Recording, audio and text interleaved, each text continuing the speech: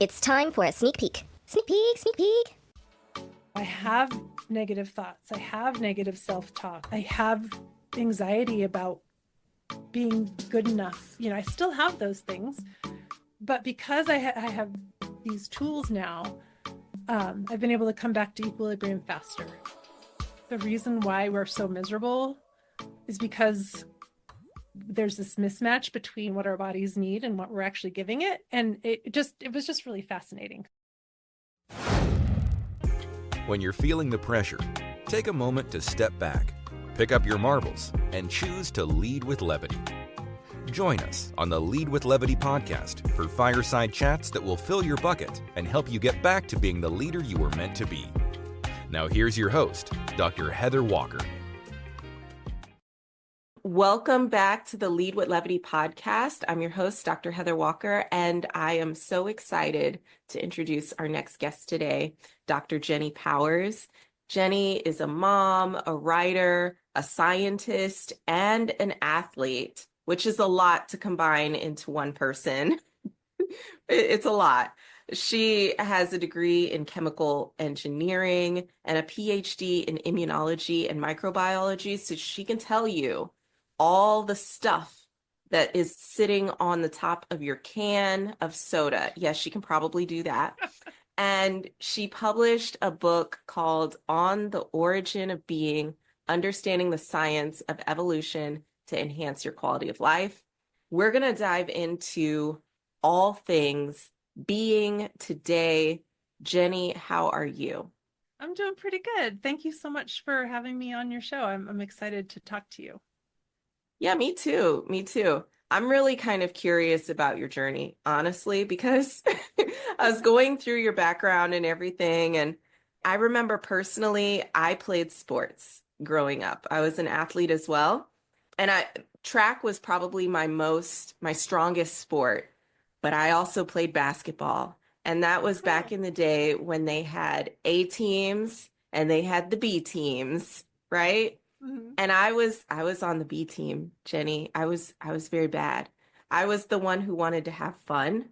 And I actually made the mistake of during a game once, I got the ball and I was supposed to, I guess, just shoot toward the goal that was right in front of me.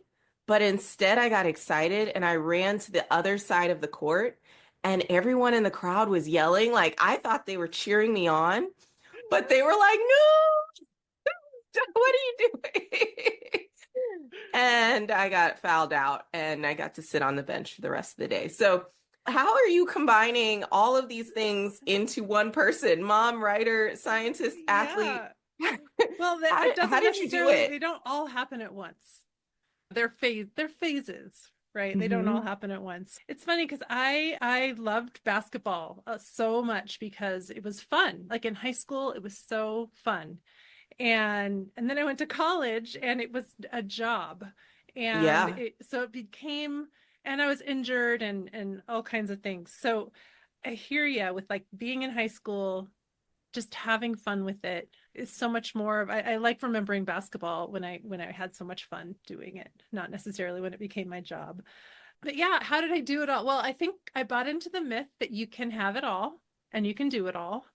And I put a lot of pressure on myself and I put I felt a lot of external expectations and pressure. And so, kind of getting to the end of high school, beginning of college, I really started buying into the myth that my worth is tied into my achievements. And I was successful. I played college basketball. I got a degree.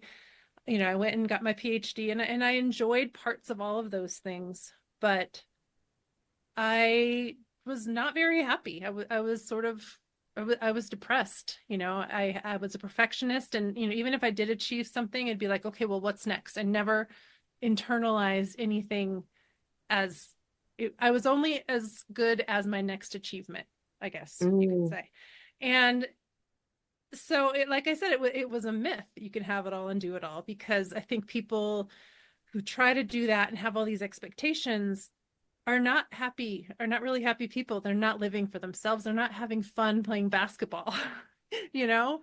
And so I struggled for a really long time, and probably it made the hardest decision, but it was the best decision I could make to leave academia. I had gotten my PhD, I'd postdoced for 5 years. At the time, we were starting to have a family, and I hate that I used to say this because people would be like, "Oh, I heard you're leaving. What are you doing?" And I'm like, "Oh, I'm just going to be a stay-at-home mom." And I wish I hadn't said that, because this being a stay-at-home mom was the hardest thing I've ever done in my life. But I also I Yeah. gave myself the space to kind of get off that ride and start healing myself and being able to be home with my kids, and also being able to, I've always wanted to be a writer. And for some reason, in the myth that of success that I was leading in my life, I thought that wasn't a good enough choice. Do you know what I mean? I I didn't know have what you any mean. I didn't have any models of what a writer means, and I also had this perfectionism where when I would read a book, I'd be like, "Oh my God, I can never write like this." Because in my mind, writers, like when they just sat down to write, like it was brilliant. You know what I mean? I didn't really know the whole process of, you write a bunch of crap and then you spend hours and hours and hours editing it, and then someone else edits it, and then you edit it some more, and then they finally publish it years later. So I just had this idea in my mind that there was no way I could ever be a writer. Mhm. But when I left academia and I started healing, I was doing some meditation and doing some spirituality, and I started off on this path, and I actually started writing middle grade fiction. You have a kid who probably reads middle grade, right? It's 10, Yes, 8 to yes. 12-year-olds. I write science fiction, fantasy. So Oh, it's nice. so different than anything I've ever done in my life. And it started to feel, even though writing is really hard, it felt like this is what I needed to do. But as you also know, writers don't make money until, if they ever do.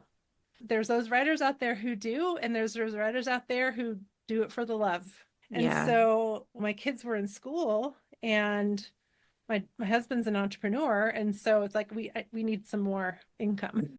So I started looking around for something to do, and I don't understand really the serendipity of this, but I was looking on monster.com of all places, and I found this advertisement by this man named Luke Comer, who is my co-author. He wanted to hire somebody to research and write a book. And I thought, like, oh my gosh, that is totally something I can do, and when we had an interview, we talked on the phone, and I remember I was late picking my son up from school because we just kept talking and talking and talking, because he had this vision of a book where, well, because he in his 20s, like he kind of went through like, what's going on with my life, what do I need to do, why don't I feel good. And so he started doing a deep dive kind of into our nutrition and the evolution of our nutrition and why we're not meeting our needs nutritionally.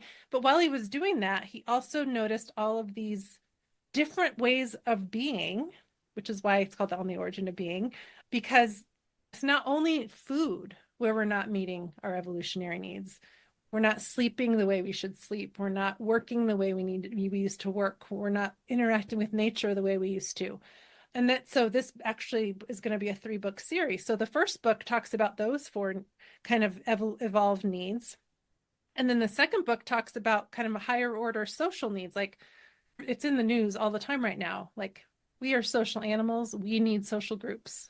This loneliness epidemic is hurting us tremendously. And I think it's part of the reason why we feel so separated and divided, is because we've lost touch of what's really important, being in our community. So then the second book also focuses on child rearing and the sexes. And then the third book is going to focus on things like the arts, how the arts bring us together, rituals, spirituality, religion, kind of these more cultural type of needs. And so he was like, I have these ideas, and the more and more he kind of talked about how, we have an evolutionary way of being. We lived as hunter-gatherers for 99% of our hominin existence. And it's just been in the last, the agricultural revolution, and then the industrial revolution, and then the information age, our environment has changed so fast that our bodies have not been able to keep up. And the thing about humans, which is really cool, is that we're really smart and we're really creative, and we don't need like genetic evolution to make adaptations. We can change our behavior. But our behaviors have changed too. So our outside environment isn't providing what our bodies need, but also our culture is driving our behavior to be a certain way. And in that cultural behavior that we're exhibiting in the modern day are not meeting our needs. And so I was so totally on board with this, because even though I'm not an anthropologist or a geneticist, the idea that the reason why we're so miserable is because there's this mismatch between what our bodies need and what we're actually giving it. And it was just really fascinating. So I was like, yes, let's do this. And so I think this didn't happen right away, but it kind of happened towards the end of the book. And it's definitely like, as we're getting the book out there and I'm talking to more people and I'm gathering kind of all these different ideas, what I really gained from the book personally is that I kind of talked about my journey, and I wasn't happy, and my worth was tied to my performance and things like that. I used to think it was something was wrong with me. I used to think I couldn't do it. I couldn't hack it. There was some sort of moral failing. But what this book revealed to me is that it's not my fault. We are trying to live and behave in a world that it does not provide what our bodies need. So no wonder I was depressed. No wonder I was miserable. And so now I have this appreciation that although it's not my fault, I do have a responsibility, now that I understand some of these things, to try and steer my life and my lifestyle back into what we need to do. Yeah, you were on a roll there. Sorry. That was a full and complete TED Talk. Can I go? Oh my gosh. I need to unpack some of this. Yes, please do. Yes. Okay, so I love what you said about the reason why we're so miserable is because there's this mismatch between what our bodies need and what society provides, what is available, what we're giving our bodies, all of that. And you've gone through a journey to get to the place where you're at today, enlightened and all, to be able to even say that. I know that you've probably hit some moments where you just had those aha moments, like this isn't working. Something has to give. So I wanted to kind of roll it back to your origin story and that myth that a lot of people hold, especially high performers, go-getters, people who achieve a lot. They get a lot of stuff done, and people see them as, I'm the strong one, right? They see them as that person that they can call on. So it's hard for them sometimes to let go of that idea that I need to do this and I need to do that. And there's one more thing that I could probably fit in before 5, or probably fit in before 9, or probably fit in before I go to bed. I won't feel good until I fit one more thing in, and then I can check it off and say I'm done. So I'm curious, how did you set up your schedule? Let's go back. Let's go way, way back before you realized that this was a myth. Back when you were juggling school, juggling basketball, all of that, because I teach at a university and I've taught basketball students, and they are always practicing, like nighttime, daytime, they're practicing all the time. And then I have a BS degree in psychology. I remember what it was like to be in the lab on Saturdays and to be there all the time, like hours upon hours. It's one of the reasons why I didn't go into a hardcore research sort of track, because I said I don't want to be in a lab all day. How did you even manage that? Like, can you walk us through what your schedule looked like? Let's get basic. Yeah. Well, yeah. I would add, so you were saying, high achievers, they say like, I need to do this, I need to do that. I would say I should do this. I should do that. So it was sort of a different kind of pressure. A different kind of pressure. Yeah. And then I should do this and it should be perfect.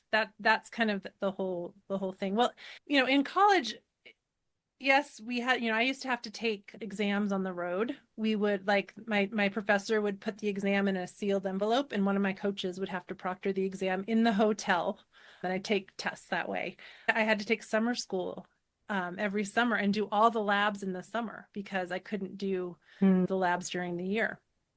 And not to mention during the basketball season, just missing class because you're on the road, you're on a road trip. And so thankfully, I had a lot of support in the engineering department. There was one of my mentors was a huge sports fan. He lived and breathed Colorado sports. And so he really went out of his way to make sure that my other professors in the engineering department understood the pressures, the different accommodations that I needed. And it's not because I couldn't do these things or whatever, but he was a really wonderful advocate for me being able to fit in and do things a little bit differently, not necessarily taking the lab with all the other students, but doing an independent study project over the summer that hit all the points. He would provide all those things for me.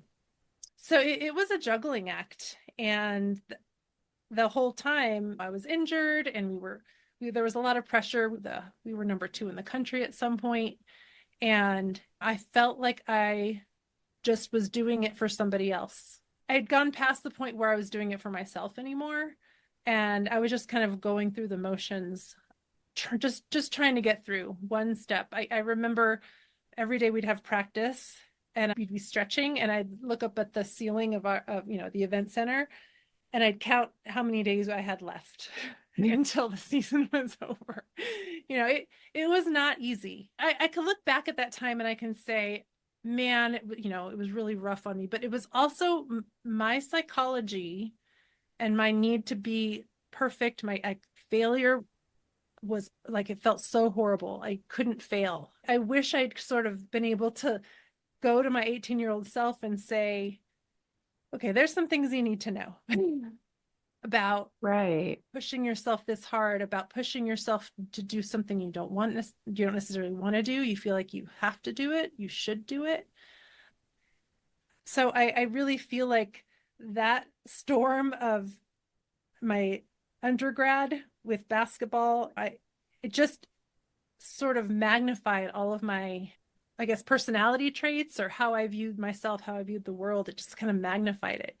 So my 20s, I was not, like I said before, I was not a happy person, but I felt the pressure that I should be a happy person because I had all this success and people thought I had it all together, and people were like, man, you have it all and you do it all. And I'm like, if they only knew. And so I also think that is where a lot of imposter syndrome comes from, because these people who seemingly are so successful and they are on the ragged edge, just trying to figure out to make sure that they do everything perfectly and they do everything for everybody else. And so there's a lot of imposter syndrome because it's almost like it's kind of analogous to living paycheck to paycheck.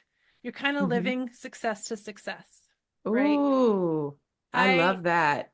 I mean, I don't love that, but I love that concept. When people would ask me, like, where do you see yourself in 5 years? I could not tell them. I had no idea what I wanted because I was so caught up in the moment of doing the perfect thing, achieving the thing that was right in front of me, that I had no spare energy to think about what I wanted. I started feeling like, well, I just would tell people what I thought they wanted to hear. And so this is why when I left academia, it was such a big deal. Like I said, it was the hardest thing I've ever done, but it was the best thing I ever did in my entire life, was to step away from that. Because like you said, there had to be another way. I would not have been able to sustain that pace. When I was a postdoc, we work 70, 80 hours a week. We'd be in the lab all night. But again, I just felt like I was just barely hanging on and just trying to get through the next thing. And I didn't have a vision of, oh, I want to do this, I want to study this. It was all about I guess, how it looked. So Jenny, let me ask you something. I'm gonna see if I can do this. Like, okay, Okay. let's see. I'm holding it all together. Oh. Jenny, we're holding it all together. It's got to be perfect.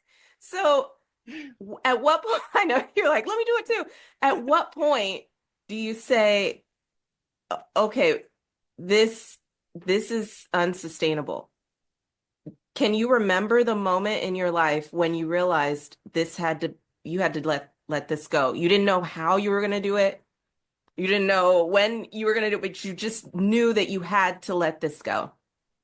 Yeah, well, I was really depressed, and I I just felt like, it would be fine if I wasn't here anymore. So that was kind of a wake-up call. I was still in grad school when I started doing therapy, and it's the therapist who said, "Oh, why don't you take a writing class at the, Colorado Free University?" And so, like, being able to, and it's interesting because when I was in college, I knew I needed to get therapy, but I was so afraid that the fact that I went to the campus, Mm-hmm. mental health department would get back to my coaches somehow. Or at the time, I didn't know, confidentiality and all that stuff. But I was like, I can't be mentally unhealthy. I can't be depressed because that's not what people expect. That's not what people see when they look at me. So it was finally just really being kind of secretive about it, not necessarily telling people that I knew how bad I was feeling, but just starting the process of learning how to talk about it, learning how to accept it in myself. And then I started like looking into spirituality. Like, I think having a spiritual path really, really helped me realize my worth just inherent as Mm-hmm. being a human being. It's funny. So kind of to tie this to the book, Maslow, The Hierarchy Yeah. of Needs. Love Maslow. Yeah. I So I was actually, if actually, you sit down and you read just Maslow's writing, it's so good. It's so yeah, well, old, but so good. yeah, but I didn't, what I found this amazing article about how Maslow lived the Blackfoot. I think it was a Blackfoot. He went with some friends who were anthropologists, and he wanted to observe some of his theories in a indigenous society. And he noticed some big differences. And so what was amazing that he saw, and I think in the article it said, well, maybe he didn't want to publish some of these things because it was so orthogonal to the culture. So what he realized, so he has all of these steps for self-actualization, right? And you have to Mm-hmm. like fulfill these basic needs to get the next step, and then the next step, and then at the pinnacle is self-actualization. Um, and so your whole life you're striving for self-actualization. But what he noticed in the Blackfoot was they had self-actualization from day one. Hmm. And Because of the community support. mhm. And so it Yeah. wasn't a pyramid. Like every single one of those things were on the pyramid could all happen at the same time because they were so interwoven in their community and could lean on each other for help. And also there was also this, I mean, everyone around them, their community saw that they were self-actualized and didn't expect. It wasn't a merit-based society. It was a community-based society where every single member of the band or the camp or whatever, there's camps and then bands and then tribes because they're like different interlocking coming and going parts. But every single person is required for survival. Every single person has worth. Every single person has a purpose that is nurtured by the entire clan because everyone depends on everybody else to survive. And I think because we don't necessarily have where our survival isn't necessarily, we don't live in life and death situations for the most part in the modern world. So we've started to get away from the fact that we needed other people. And so part of what I didn't want people to know I was depressed. I didn't want people to know I was struggling because we have the myth that we can do it by ourselves. We can pull ourselves up by our bootstraps. We don't need anybody.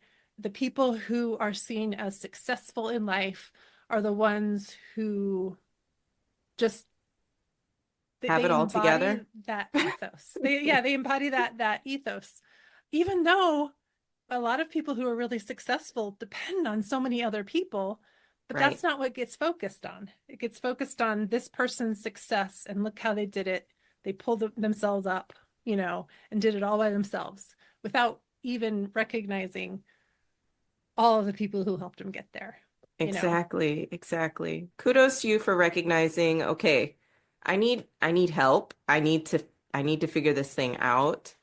And I'm wondering, at what point did you start to test those boundaries? At what point did you start to say, you know what? I've been operating with this idea that I should do this. It has to be perfect.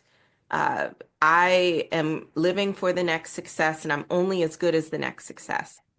When you started to test that model that you were working with, what did you discover? Well, I think what I did do that writing class, and that the person kind of taught me this free writing Mm, exercise. And so I started free writing and journaling and like working through a lot of what I was feeling on paper through the medium that I wanted to do something with. And so that really helped. That the teacher who wrote the writing class also was a facilitator in a spirituality class or course. So mm, I, through that experience, my therapist told me to go to this, and then I got a mailing list, and I'm like, oh, I want to try this. It was kind of just, I didn't like all of a sudden decide I'm going to start pushing these boundaries. It was, I think, because I had recognized these things, I was self-aware enough to realize that these things were happening to me. I was open to opportunities that kind of saw around me, like following breadcrumbs. I didn't be like, oh, well, I was doing all this stuff while I was still in grad school. I was still in a postdoc. I didn't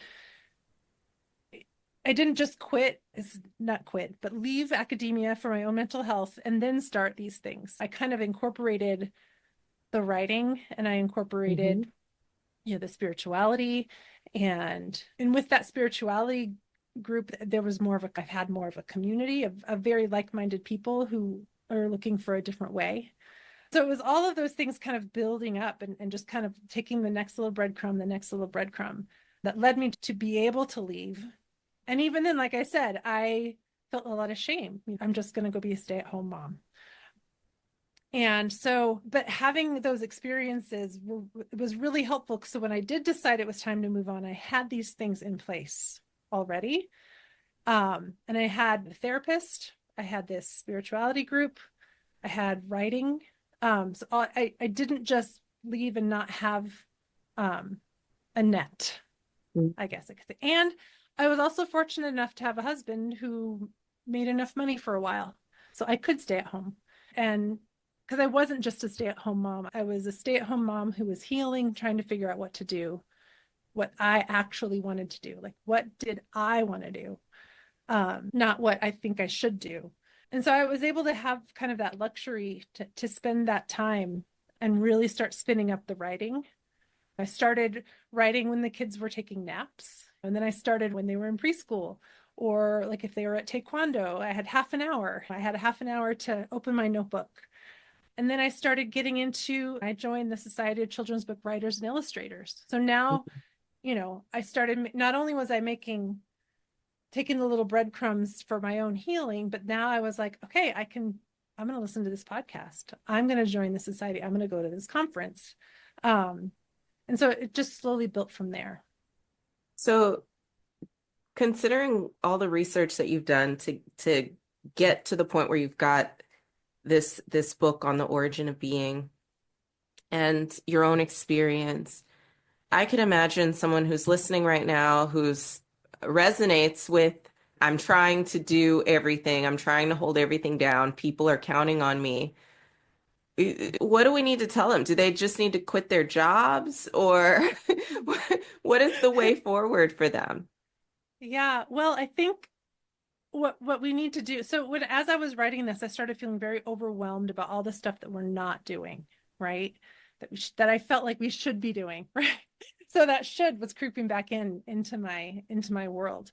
And then what I realized is that trying to change your situation or your lifestyle, or trying to be more healthy or trying to be more connected or whatever, it's not something you just flip a switch and you do it. So like, quitting your job doesn't guarantee that you're going to find the next thing. So what you have to do is you have to start finding time for yourself, putting yourself a little bit higher on the list, and in your free time exploring some of those things. Like, not just I'm going to quit and then I'm going to force myself to do something. Sort of need to start, I don't know, do you crochet or knit or anything like that? I know how to crochet, Okay. and I used to do it a lot. Yeah. So while, if you're like making something and it's time to put in another color, you don't just like tie a knot in the old color and start the new color. You kind of like weave it in first. So it's kind of one Yeah, it solid thing. flows. It's Yeah, not so all it bumpy flows. and stuff. Yeah. So it's kind of like the same thing. What I did was I slowly started finding things that resonated with me. Those things gave me more autonomy to like go look at more things. Like, they gave me the confidence that I was on the right path because it was making me feel better. This little step made me feel better. So now I feel like I can take another step, and this step made me feel better. So now I can take another step. So it's almost like you have to try to start weaving the life that you want to live into the life that you're feeling like you should live, so you can find the resources and the support that you need. So when you're ready to start living that more authentic life, you have a support system, and you have the tools mentally. And actually, writing in a journal, doing free writing, was actually helping me become a better writer. When it was time to be like, okay, I'm going to write a novel, it helped a little bit. And so I think, people look at things like black and white. I either have to do this or I have to do that. And it's hard. It seems overwhelming to like try to fit other things in. But if you really want to make that change to be living a more authentic life, you have to make that time for yourself. You have to put yourself higher on your priority list. I love that. I love that. I love that. There's even just a quick plug before we close. Uh, we had a guest on the show a while back. His name was Vandad, and he talked about following your firefly. And when you talked about the crochet and starting off by thinking about what am I interested in? Oh, that intrigues me. Let me follow that thread and see where it leads. Well, that is the firefly. That's the spark. And if you continue to kind of go down that trail, you'll find yourself in really rich places, like where you're just learning new things, you're getting new experiences, you're having fun. Yeah. And Having yeah, fun is such a big part of that. right, exactly. So, what is on the horizon for you? Yeah, well, the journey of this book has has continued like my own personal journey, um, both physically, mentally, and in my career, right? I started changing my lifestyle, and so like I'm feeling better. And because I'm feeling better, I can do more stuff, and I can be more out there. But a couple of years ago, when we were finishing up the book, they were like, "Oh, you're going to be on podcasts," and I'm like, "No, I'm not. That's not me. I'm not going to do And here that." you are, And here I am. holding it down on a I'm really, podcast. yeah. It's something I found I really enjoy. I never would have noticed or realized that, because I would have been like, I'm too afraid to do it. But it was like a growth process. It's not like all of a sudden, boom, you have to do a podcast. It was a natural growth of the work I was doing. It was a natural thing of, we have a book that came out. Now let's start promoting it. And it's enriching my life in ways. I mean, I'm meeting people from all over the world, and talking to them and getting a lot of it's the interaction back and forth with people that helps solidify what you value the most and what's helped you the most. And so this experience has just been great. And there's hard times, of course, and I'm in the middle of editing the second book right now, and so we're hoping that book will come out by the end of the year. But now I'm facing like, okay, well, this is my second book. I feel like you hear that like the sophomore slump or something. I'm feeling a lot of pressure now, like I should be able to write a book that's as good or better than the book I wrote the first time. And so I'm still practicing getting rid of those shoulds. I'm still practicing, I'm not all of a sudden cured. I've never been able to hit a switch and just be like, oh, everything's great now. It's more like I have negative thoughts. I have negative self-talk. I have anxiety about being good enough. I still have those things, but because I have these tools now, I've been able to come back to equilibrium faster. So it's not like getting rid of those things. I think a lot of these things they're really ingrained in us. And trying to like push them away makes it even harder. Like you have to kind of let those feelings in. And now you have the tools to be like, okay, yes, I'm really anxious. I don't feel like my next book's going to be good enough. So, but maybe it only knocks me off course for a couple hours. And then I'm able to be like, oh yeah, I got this. Yeah, whereas I'm going to get back into it. As before, I might have been in a depression for 2 weeks and not done anything, so I feel like this work helps you, does not guarantee that you're not going to have human moments, because we're all human moments. We're all humans. We're not all human moments. But what this work does is help you kind of figure out how to get back to equilibrium faster. And so that this is what I'm trying to do for the rest of this year, getting the second book out, really trying to practice what you preach. Yeah.